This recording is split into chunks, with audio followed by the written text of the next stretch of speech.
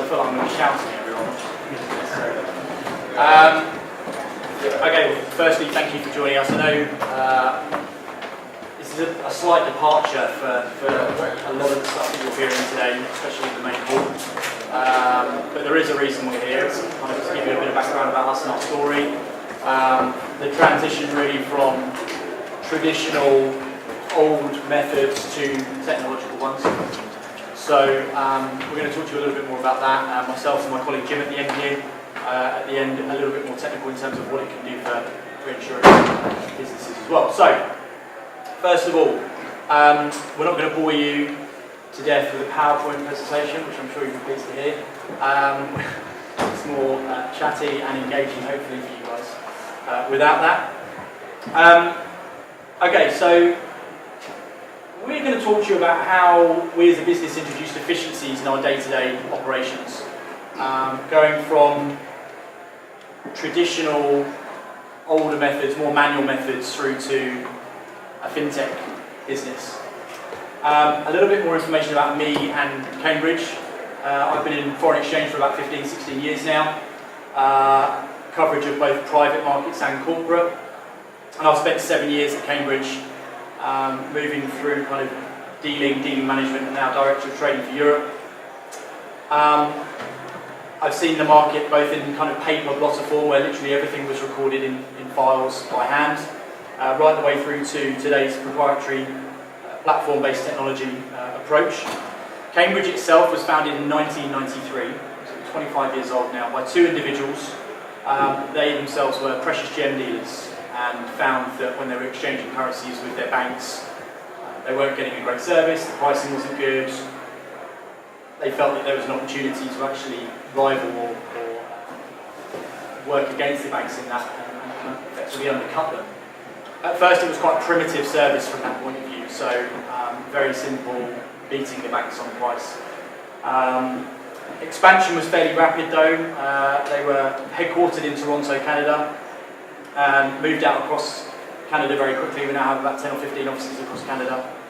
And then across the United States, and then into Europe, and now Australasia as well. Outside of our primary business, which is servicing corporates, we do have a private client business as well, which helps people with overseas property sales or purchases. So that's something maybe some of you might have at home, or have property abroad that we can help with as well. We've now got 400 employees, 13,000 active clients, and we're one of the largest independent providers of foreign exchange globally outside of the banks. This year we've been acquired by a US firm called FleetCor Technologies. They're a New York Stock Exchange listed business, listed in the Fortune 1000, and a global leader in commercial payment technology. And the ambition to acquire Cambridge from their point of view was born out of our drive to become a fintech that practices what it preaches, which is mainly the transition from traditional practices to streamlined tech-driven processes only benefits the business. Our technology has led us to win awards with Deutsche Bank for straight-through processing, easing service, and also FX Product Innovation Magazine, the award for enhanced user interface and mobile app. So, our evolution, how did that start? Our technological evolution from traditional broker to fintech began in 2009 with the recognition that we had to separate ourselves from the rest of the pack. The service was becoming increasingly price-led. So, a bit of a bun fight. I think there's around 160 brokers registered in London, and if they're all phoning the same people asking them to do their foreign exchange on a day-to-day basis, all of a sudden the price starts to collapse, there's no money for anyone, and you need to obviously be able to generate revenue another way. The result, really, with the amount of payments that we were processing manually, and without that technology to back it up, is obviously there's a big potential for human error. Too many hands effectively getting involved and touching payments as they leave the building. So we decided that we would develop our technology. We developed our internal administration, trading and operations technology specifically, and we were able to streamline each function. Meant less touches, more payments out the door, and less errors. The adoption of a more intuitive and proactive CRM, as well as the addition of smarter compliance technology, sped things up at the start of the client relationship, and ensured error counts dropped significantly, as I said. Our straight-through processing technology, how a payment goes from A to B, was increased significantly as well, and that sped things up at the front end. The result really was quite phenomenal. Just back in 2012, we were processing and making about 20,000 payments a year, and today we're making 120,000 a year, and it's growing at an incredible pace as well. Benefits obviously with the online platform technology that we provide our clients were very apparent, very quickly apparent, and our operational procedures very much above and beyond what the human chain that normally would process these kind of payments were capable of. The percentage of clients who now use our technology amongst our client book is now about 25-30%, and again growing very quickly. And the latest derivation of the platform which has been launched is being rolled out to clients as we speak.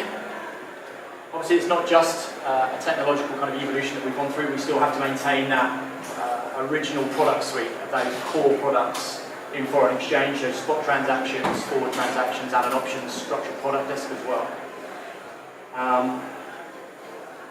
Where we are today, we kind of find ourselves now in the enviable position of being able to offer a suitable product to almost any organisation in any industry. And that's whilst being able to service the clients more efficiently than ever. And that all started with us becoming more efficient as an organisation through FinTech ourselves. We're able to form stronger relationships and act as a more integral partner to people's businesses and allow them to facilitate the transition to technology-based operations, a seamless one. This really moves on to now my colleague Jim here. Jim worked for us in Chicago and has moved over to London fairly recently, so we're very pleased to have him. Jim's going to be talking a little bit more in detail about the features of our technology that will be specific to a few more of you in the room here, and how that ultimately can help your organisation become a lot more efficient and also economise your overheads. Excellent, thanks Jim. So just to kick off, one thing I would say is, we definitely want to make this interactive, so please feel free to, raise a hand and interrupt me at any point. Happy to kind of, start the Q&A, make it part of the discussion as well. One thing that we lean on, from the start, and I'm going to speak kind of, towards the claim space, since most of our clients in the insurance side are typically working with claims in that area. So one of the tools that we use from the get-go is penny validation. And validation is really important, helps reduce errors in a manual process. Also, obviously improves the efficiency of the system, and make sure that payments get there on time for the full amount and at the greatest speed possible through the banking system. So how does that get built from the ground up? We talked about how our company started in '93, and from building that, from kind of a very just ground up way of going about things, they've started banking relationships throughout the world, one by one, and that's created a lot of different partners in many different countries throughout the globe. Right now, we deliver about 160 different currencies through about 223 different partners in the space.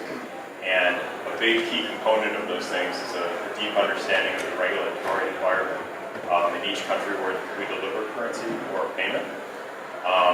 Something that I think I would highlight as a really important part of that process is that we have a database that is searched in real time against any of the information that we are seeing coming in, whether that be from a claimant, a vendor, a partner, say for the healthcare space, it could be a hospital, and we're taking that data, validating it for correct IBAN checks, correct banking details, and then of course checking the local regulatory environment as well. So, a prime example would be if you're making a payment to a country like Brazil, it'd be really important to have the CMPJ code or CPN code attached to that payment to make sure there's no chance of a recall or a returned wire, which we all know can result in a high amount of fees, payments getting lost in the system for several weeks, being tracked down manually, an accounting team actually being asked to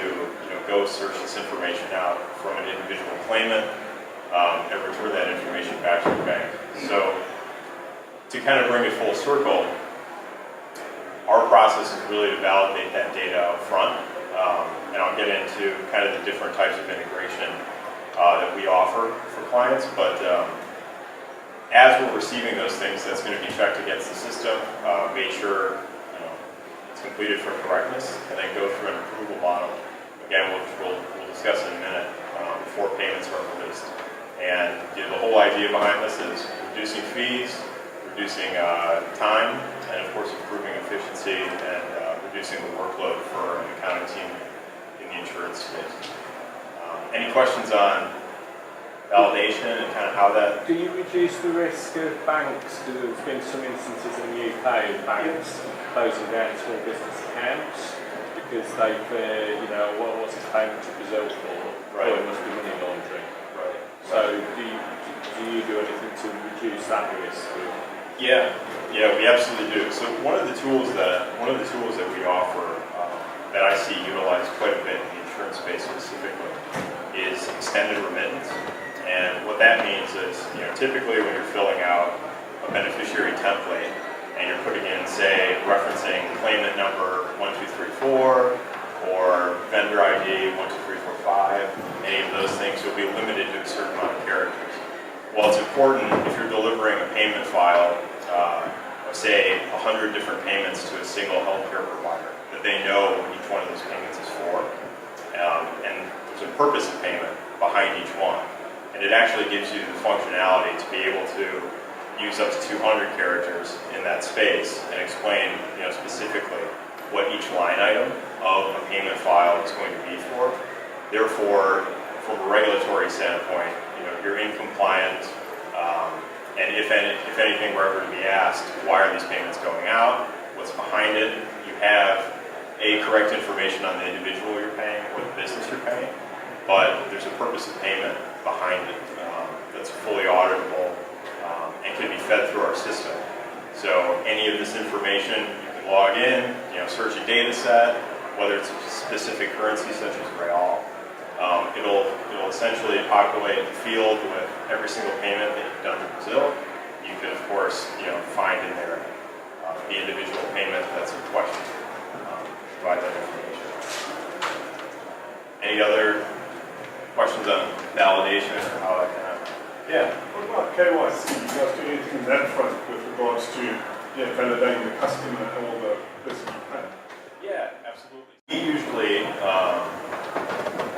We usually kind of embed ourselves with our clients' KYC policy. So from the beginning, we'll have our compliance team, which is outside of my remit, but they'll evaluate the client's KYC process, understanding how they collect information, the partners they use, and then any information that's coming in on our end before a beneficiary is being set up, that's actually being run against KYC AML database as well, in addition to regulatory requirements, and just checking to make sure it's not a dead IBAN or someone put in a debit card number in the IBAN field or something like that. So it's really kind of hitting that process from both our client side, but then doing it internally as well, and of course checking it against that database for accuracy. On top of it, I think that about covers it. Anything? Okay, excellent. Well, let's just move on to the different types of integration that are out there, and how we connect with our clients, how information is shared comes to us. So probably the most basic format is going to be file upload, and that's where a client, obviously we're addressing the insurance space, so you would be pulling a payment file either from your accounting team, and that could just be an Excel format, CSV, etc. Or it could be coming direct from an accounting package. It could also be coming from an ERP system. We have the ability to map to any file format that the accounting package or ERP system is actually creating natively. So we usually start a relationship by saying, send us what you have right now, and we'll work on the mapping process and making sure that it matches our specs, rather than a process of here's our specs, figure out how to get everything in the right fields, and after that's completed, you can go ahead and start a relationship with us. So the life cycle of file upload is pretty much putting it into a secure Dropbox, taking the payment file, putting it into a Dropbox with us. That is going to go through our systems, populate line item by line item all the different payments that are set to be outbound. As those payments are being populated line item by line item, they're run against the beneficiary validation checks that we discussed just a minute ago. And so the other thing I would also I would highlight as well is that any payment file that comes to us can have any range of currencies or countries where a beneficiary resides. So it's one full file coming in, being validated, pushed back to, depending on the organization's approval model, it could be controller, AP team, CFO, etc. Once that payments file has been run against those checks and it's approved, all the payments are released and dispersed globally. The second step that we go through that I think is really valuable and kind of sets us apart is that we actually provide a return file as well. So it's essentially just going to do the inverse of those transactions, return the file in that same format to your accounting package or ERP system, and close out those transactions individually. So it's coming in, closing the loop, and then of course you'll have all that data fully searchable, auditable as well. File integration is the second type, and since we already walked through kind of the workflow, I'll just keep it simple in the fact that it's really how our systems communicate with yours. Typically, a file integration client is going to have a regular scheduled payment drop coming out directly from an ERP system into an SFTP folder with us. And since most of the ERPs we work with, such as SAP or Oracle, etc., you can just schedule that. Say it's every second Wednesday of the month. The payment file leaves the system, is dropped into our SFTP folder, picks it up, and then we go through almost the identical procedure as the file upload. Return those do the return file, close the transactions, and of course any payments in this process that might have an error. Say you send a file of 1,000 payments, there's 50 with errors on them. All but the 50 will go out, and then the 50 will be returned back to the approvers for additional information if we're requested and if we can't find it within our own database. And then I think the third type of integration that I think is the most exciting for the space is via API. And our APIs, the way we look at it, really the way it can be looked at, is simply just two pieces of software communicating with each other.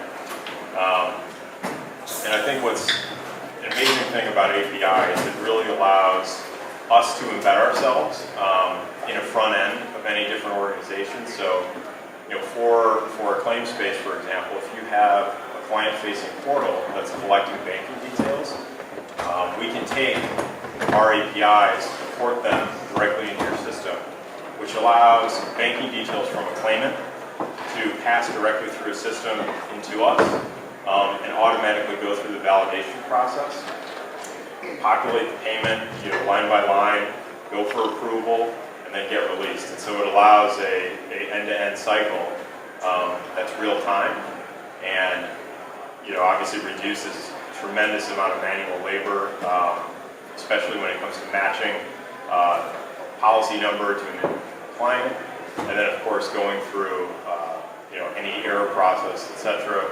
And as we know, reducing wire fees, recalls, chasing things through the banking system, all of the above.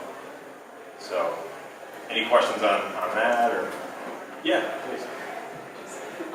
Is that mostly for personal lines, or can you do it if a small business, maybe just a small business banking details can also flow through, or is it only constricted to the consumer space? No, it can be in the business space as well. Really, I think one of the beauties about it is that it really just allows, just back up a little bit, our entire platform is built on a suite of RESTful APIs. And so each piece of the platform, whether that be the validation tool, it could be the currency conversion, it could be really anything from our balances, holding accounts, all those things. Each one of them can be pulled out and ported into a client system. So really you're just taking the pieces you need from our underlying infrastructure, placing it into a front end of your own. And then we'll build a process. Obviously, one of the things I would say about APIs, of course, it takes some development work at the onset, but most likely for the life cycle of the relationship, it's probably going to be the most rewarding, I think, from a process standpoint. And of course, there's going to be some manual processes where there's an error in a payment, and prior to a group of files being adjudicated, say by TPA, etc. We have to wait for details. That's okay. The payments that have anything wrong with them will be held back, and everything else will just continue through the loop. But to answer your question, yes, it really isn't. It's agnostic to the type of business that's on the other end, with exception to some industries that we can't necessarily work with. Yep. You mentioned the access to accounting data, accounting software data. Is it via the same?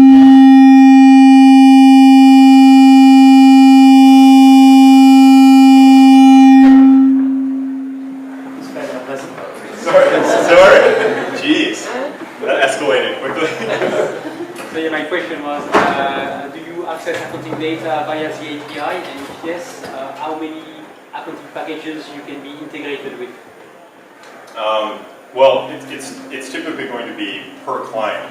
And usually what I would say, I guess a caveat to this is that we're typically integrating with proprietary software rather than third-party vendor that corporate's using. Because of course, you're going to have to get sign-off on whether we can develop or write to a third-party software provider. In most cases, it is, like I said, it's going to a proprietary system in which both parties have complete control over the software development cycle. So you don't have an API, for instance, to connect to Sage, Xero, QuickBooks, etc. Yeah. You build connectors on demand. Yeah, it would have to be a proprietary system. Okay. Yeah, exactly. Yeah, so sorry, just Yeah. to caveat that, we can actually, using our SOAP stack, so we've got REST and SOAP stacks, but with the SOAP we tend to use this to integrate with, like, say, banks or credit unions where their infrastructure is older. But I guess what we're encountering more often, specifically in London, is that companies are migrating towards cloud, and they have a lot of like front-end platforms that they want us to have integration with, so we use the REST APIs for that. And then just on to the final piece, which is talking about really how do we mimic or mirror an organizational structure within our software. We have a standard, one of the tools that we use is called a multi-enterprise solution, and it essentially allows for a master account with child accounts beneath it. And this can be set up any number of ways, but in the most basic form, you'd have a home office, say in London, and satellite offices around the world, subsidiaries that are fully autonomous. And the way we can structure it out is that each one of those subsidiaries would sit as a child account beneath the global master account, in which different users, depending on the organizational structure and approval models that are within that structure, we can just model off of that. So, for example, if payments that were sub $5,000 were okay to be released by AP, that would be fine. We could model that in, and then anything north of that would be kicked up to a controller, and then maybe onto a CFO. And in addition to those items, payments can be instructed directly from a subsidiary rather than coming from the home office. So if there's a different trade name on a subsidiary in Australia, for example, the payment would arrive in that company's name rather than that of the home office. And of course, you know, it goes without saying that everything that we've originally covered in terms of validation and different types of integration apply to that model as well.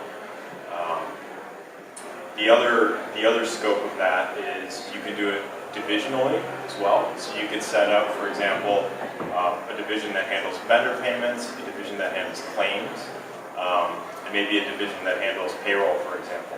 And we could separate each one of those out and allow, you know, everything to mirror the organizational structure that's in place in terms of an approval model or otherwise.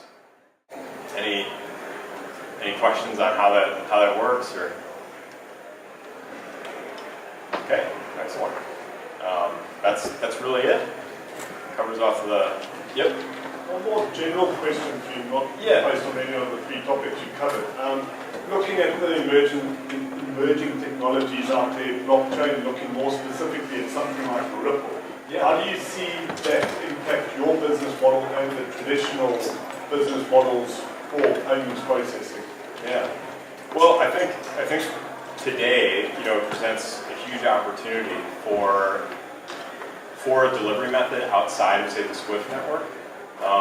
That's something that, you know, is exciting for anyone in the payments space. Of course, having, you know, multiple different ways of delivering payments. I think, you know, the issues are somewhat just from a treasury standpoint, and how exactly would an organization such as ours or otherwise work with, you know, for lack of a better term, we'll just call it a cryptocurrency from the settlement process. And, you know, I think there's a lot out there how you can, you know, tokenize it, you know, and maybe make it a bit of less sensitive topic to a compliance team. But I think there's definitely an incredible amount of promise. You know, I personally have a lot of interest in Ethereum. I think, you know, there's a lot out there that can really change the space and offer a lot of new solutions and possibilities. You see it materially affecting your business model? Not ours.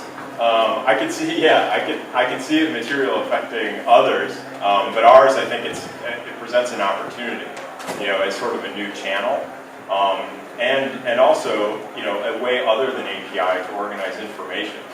And I think what the technology behind blockchain and the ability of having, you know, a trustless network with different nodes that can share very specific pieces of information along a supply chain, I think that's really exciting. I mean, you can think about our back office process changing over time to have information moved in real time, you know, across the globe, you know, could be shared with regulators someday. I mean, that would be the dream, really. But yeah.